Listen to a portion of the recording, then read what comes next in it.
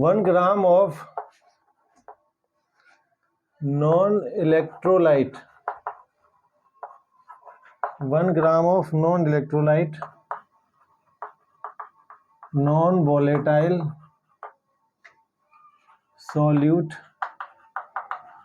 is dissolved in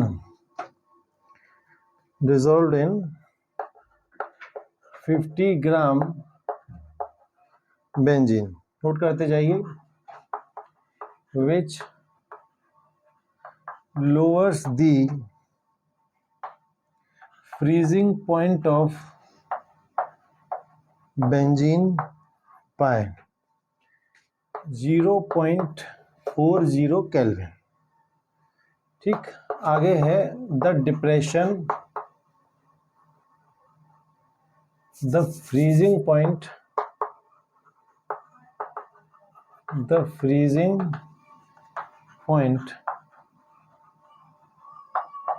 depression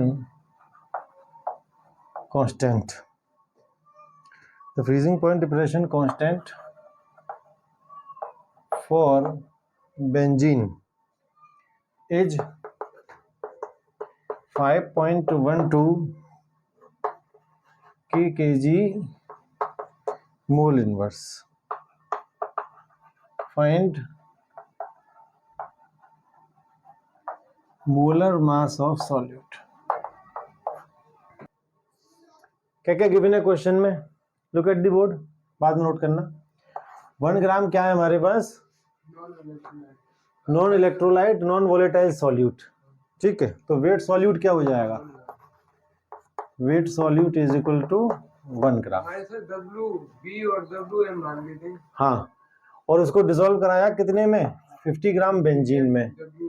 तो wait solvent क्या हो जाएगा आपका?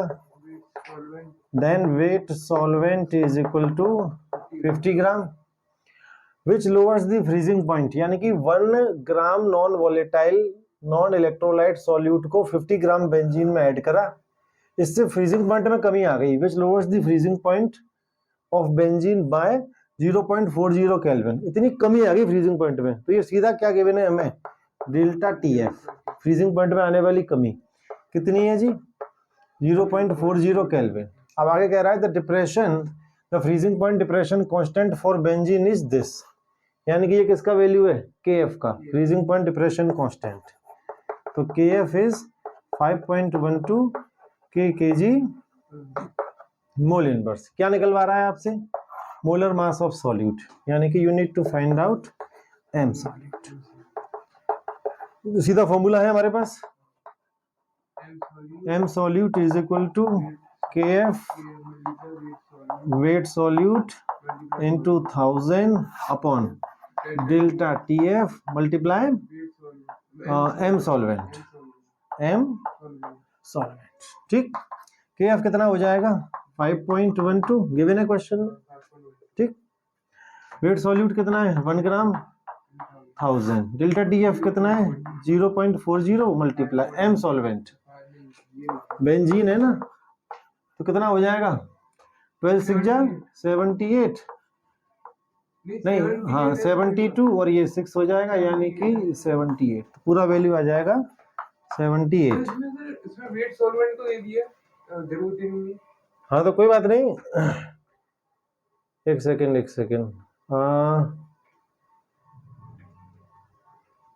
हमने एक गलती कर दी इसमें, सॉरी. यहाँ वेट सॉल्वेंट आएगा यहाँ पे, है ना, ये ध्यान नहीं दिया. यहाँ पे आएगा वेट सॉल्वेंट. तो वेट सॉल्वेंट कितना है आपको गिवन है? 50 ग्राम. अब इसको आप लोग सॉल्व कर लेना पूरा.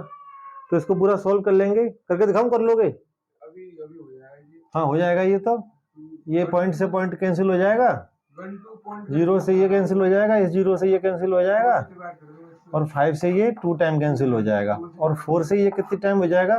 4 1 जा 4 और 4 3 जा 12. क्यों भाई? 4 1 जा 4, सॉरी 128 आएगा. तो ये हो जाएगा 128 मल्टीप्लाई 2, कितना आ जाएगा? 256. ठीक है, 256 gram per mole. This is M solute. Calculation में दिक्कत हो जाती है, कैलकुलेशन आपको करना पड़ेगा एग्जाम में। नहीं सर जो A 10% solution of glucose, उससे 10% solution, और वो भी है बाय मास, ठीक है, of sucrose,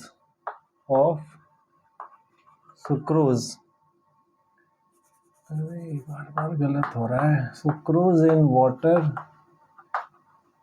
has freezing point of 269.15 kelvin. आगे है calculate freezing point of 10% glucose solution in water.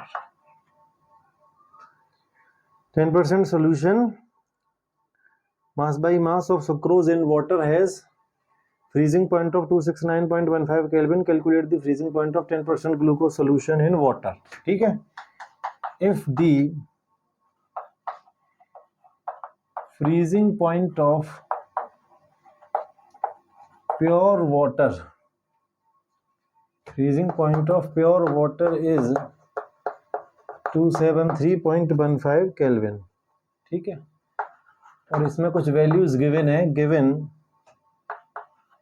M glucose, this is 180 gram per, weight solid, हाँ वो तो मैं बताऊंगा, अभी रुक जाओ, थोड़ा अलग है ये। एम सुक्रोज 342 ग्राम पर मोल। वो कह रहा है 10% सोल्यूशन है आपके पास, किसका सोल्यूशन है, सुक्रोज का। सुक्रोज को पानी में मिलाया, 10% सोल्यूशन बना लिया, 10% मास के हिसाब से, यानी कि अगर टोटल सोल्यूशन 100 ग्राम है तो 10 ग्राम क्या है, सुक्रोज, और 90 ग्राम क्या है, वाटर। तो 10% सोल्यूशन सुक्रोज का है जिसका फ्रीजिंग पॉइंट इतना है, तो ये फ्रीजिंग पॉइंट किसका है, सुक्रोज के 10% सोल्यूशन का। अब वो कह रहा है calculate freezing point of 10% glucose solution. 10% sucrose solution का फ्रीजिंग पॉइंट बता रहा है, अब 10% ग्लूकोज सोल्यूशन का फ्रीजिंग पॉइंट पूछ रहा है, ठीक है। Freezing point of pure water उसने दे दिया है 273.15 केल्विन। देखो सबसे पहले ये बात है कि ये बताओ कि चाहे सुक्रोज का सोल्यूशन है वो भी वाटर में बना हुआ है और ग्लूकोज का सोल्यूशन भी वाटर में बना हुआ है, तो सॉल्वेंट तो सेम ही है।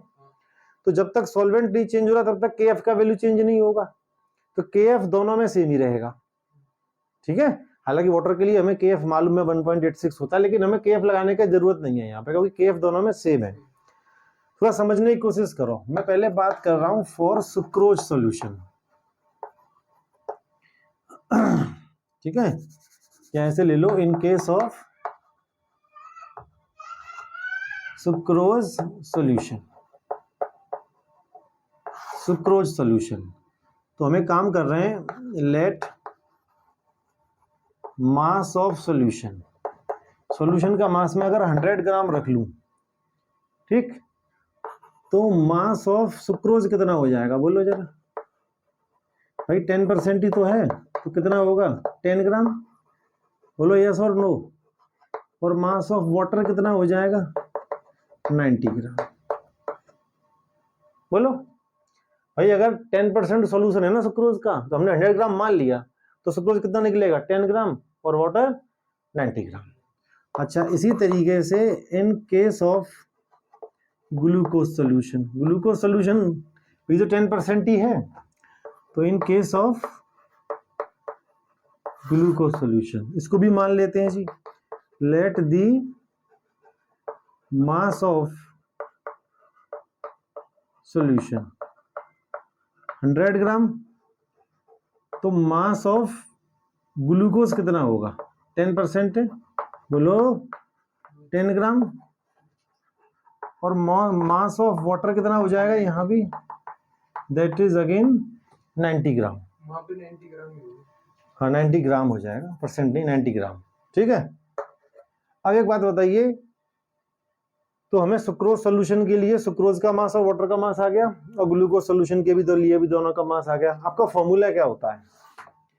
जो हमारा फॉर्मूला है किसका, फ्रीजिंग पॉइंट का, वो है delta T F is equal to K F into weight solute into 1000 upon M solute into weight solvent. ठीक, मैं पहले बात कर रहा हूं for sucrose solution, for sucrose solution. Sucrose solution के लिए क्या मैं डेल्टा टी एफ बता सकता हूं? देखो, प्योर वाटर का फ्रीजिंग पॉइंट कितना है 273.15, और सुक्रोज सॉल्यूशन का फ्रीजिंग पॉइंट कितना है 269.15। तो प्योर वाटर का फ्रीजिंग पॉइंट कितना है 2, इधर रखा है ना 73.15 केल्विन, और सुक्रोज के सॉल्यूशन का फ्रीजिंग पॉइंट कितना है 269.15 केल्विन। अब अगर मुझे डेल्टा टी एफ बताना हो तो कैसे निकलेगा, T F not minus T F. T F not कितना है आपका 273.15 और 269.15, इसको आप करोगे तो 4 केल्विन आ जाएगा। ठीक है, तो अब मेरे पास सुक्रोज सॉल्यूशन के लिए डेल्टा टी एफ आ गया।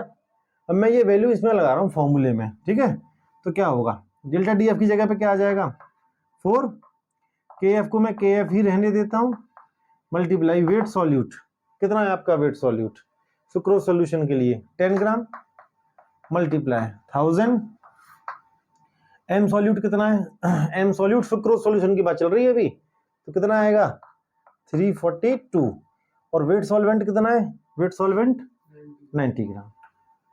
दिस इज इक्वेशन 1, बोलो यस और नो। अब सेम चीज में एक और इक्वेशन बनाऊंगा ग्लूकोज सॉल्यूशन के लिए, फॉर ग्लूकोज सॉल्यूशन। अब ग्लूकोज सॉल्यूशन में अगर मेरे को डेल्टा टी एफ पताना हो तो T F not minus T F करना पड़ेगा।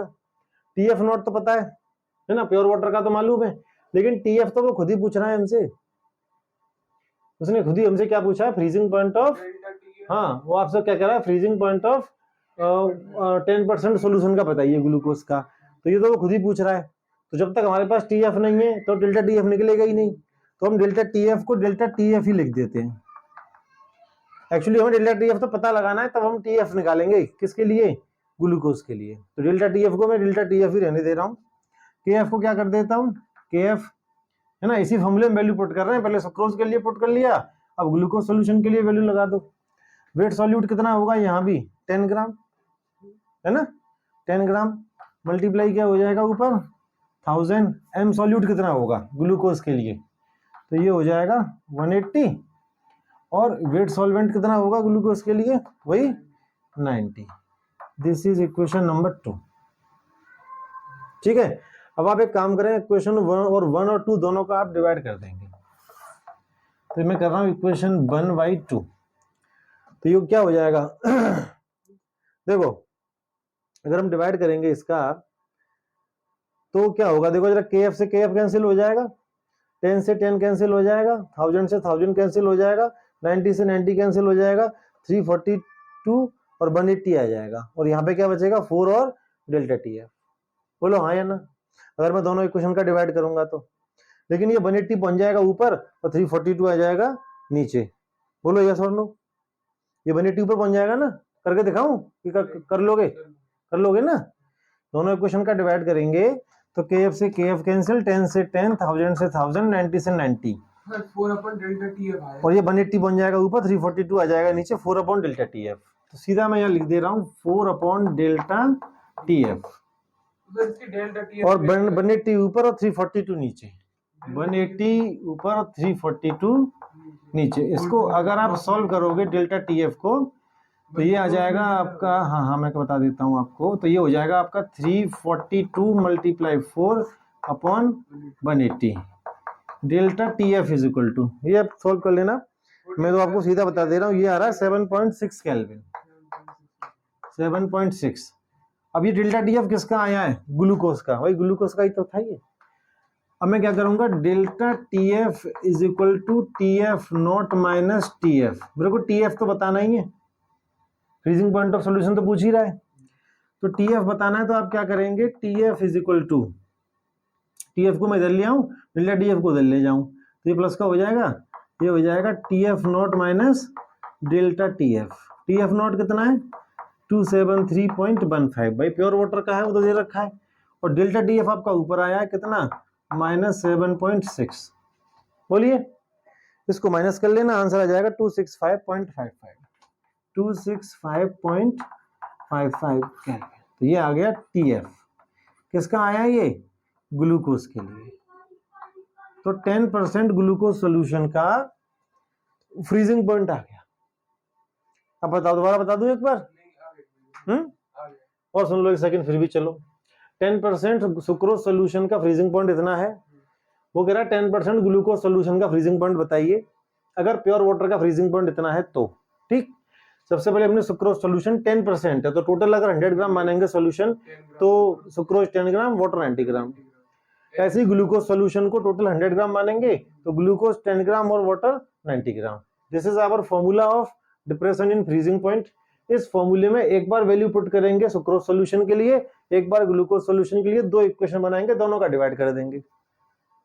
बोलो, तो जब हम सुक्रोज सोल्यूशन के लिए कर रहे हैं तो टी एफ नॉट हमें दे रखा है कितना 273.15। भाई टी एफ नॉट क्या है, प्योर वाटर का फ्रीजिंग पॉइंट, और टी एफ दे रखा है उसमें सोल्यूशन का फ्रीजिंग पॉइंट 269। तो डेल्टा टी एफ आ गया 4 केल्विन। तो मैंने क्या करा, डेल्टा टी एफ की जगह पे क्या कर दिया 4, के एफ को के एफ ही रहने दिया, वेट सॉल्यूट 10 ग्राम, यहाँ से सारी वैल्यूज उठा के लगा दी, 1000 का 1000, एम सॉल्यूट क्वेश्चन में गिवन है 342, और 90 लगा दिया वेट सॉल्वेंट, कहाँ से, यहाँ से। अब सेम चीज हमने ग्लूकोज सोल्यूशन के लिए करी। डेल्टा टी एफ इसका हमें पता करना है। भाई डेल्टा टी एफ हम पता कैसे करते हैं, T F not minus T F से। टी एफ तो वो पूछ ही रहा है हमसे, टी एफ क्या है, freezing point of glucose solution, वो तो पूछ ही रहा है। तो यहाँ वैल्यू हम कैसे लगा सकते हैं जब पता ही नहीं है तो इसको हमने क्या करा, डेल्टा टी एफ को डेल्टा टी एफ ही रहने दिया, के एफ को के एफ ही रहने देते हैं, और वेट सॉल्यूट यहाँ भी 10, क्योंकि ये है ना 10% ही तो है ये भी, 1000 का 1000, एम सॉल्यूट 180 और वेट सॉल्वेंट 90। दोनों इक्वेशन को डिवाइड करेंगे तो क्या होगा, सब कुछ कट जाएगा, केवल 4 डेल्टा टी एफ और 180 ऊपर और 342 नीचे आ जाएगा। इसको सॉल्व करके यहाँ से क्या आ गया, डेल्टा टी एफ 7.6 केल्विन, और delta T F is equal to, ये फॉर्मूला लगा देंगे। तो हमें तो टी एफ बताना था, तो T F is equal to क्या हो जाएगा, T F not minus delta T F. T F not मालूम है, डेल्टा टी एफ आपका ये ऊपर आया है, सॉल्व कर लेंगे। ठीक, करिए, लिखो a solution of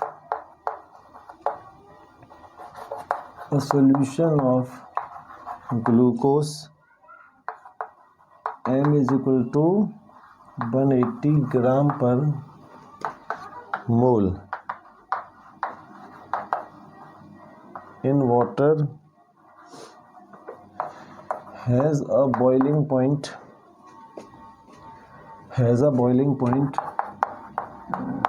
100.20 degree Celsius.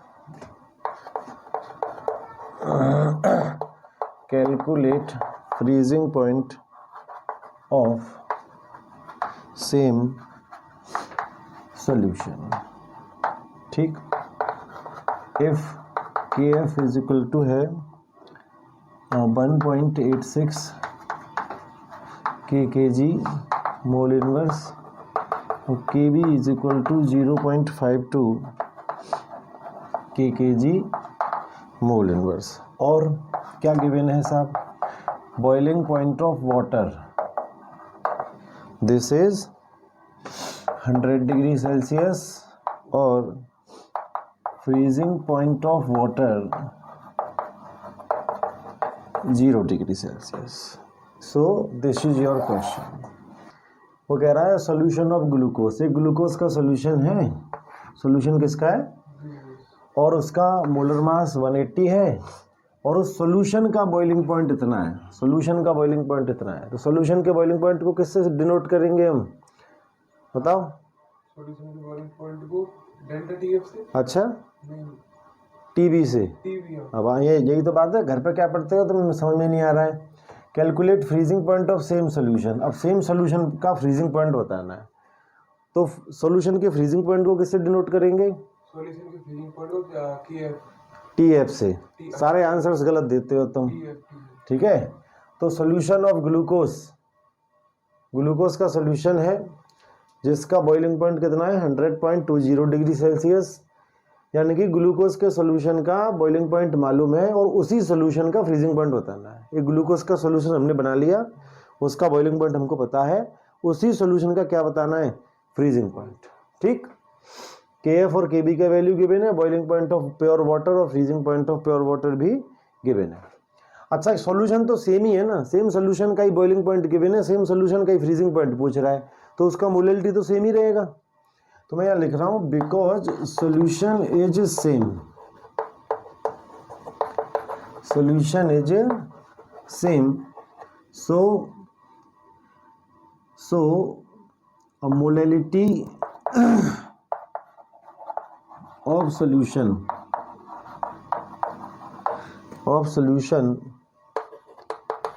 will be same in both cases। Molality तो सेम ही रहेगा क्योंकि सोल्यूशन तो सेम ही है, सोल्यूशन तो एक ही है, ठीक। अब मैं पहले बात कर रहा हूँ बॉइलिंग पॉइंट के बारे में। फॉर बॉइलिंग पॉइंट फॉर्मूला क्या होता है बॉइलिंग पॉइंट से related, delta TB is equal to KB into molality. बोलो यस और नो, ये होता है। डेल्टा TB अगर मेरे को बताना हो तो मैं कैसे बताऊंगा भाई, delta TB is equal to क्या होता है, TB is equal to TB minus TB not, ठीक।